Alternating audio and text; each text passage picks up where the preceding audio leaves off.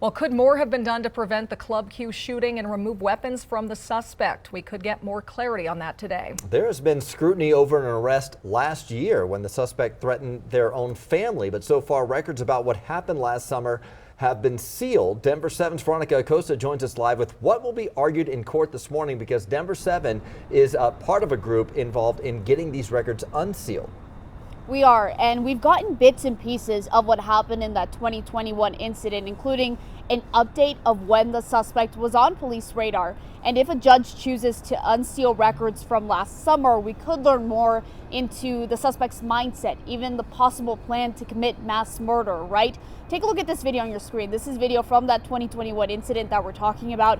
In it, you see the alleged Club Q shooter come out of that home, hands in the air there. There's police officers right outside there as well. The suspect had threatened to blow up the family home. According to records from that incident verified by a law enforcement source, Aldrich told their family they were stockpiling weapons and wanted to become, quote, the next mass killer. Now, yesterday, Denver 7 confirmed the FBI got a tip from Aldrich's grandparents the day before that they were building a bomb in the basement. Aldrich was reportedly upset the grandparents were moving to Florida and how that would impact their plans for an attack. Now, we spoke with the suspect's former neighbor, who says Aldrich likely won't cooperate with this investigation. In terms of like a direct, clear motive / confession from Anderson himself, I don't foresee that being in there.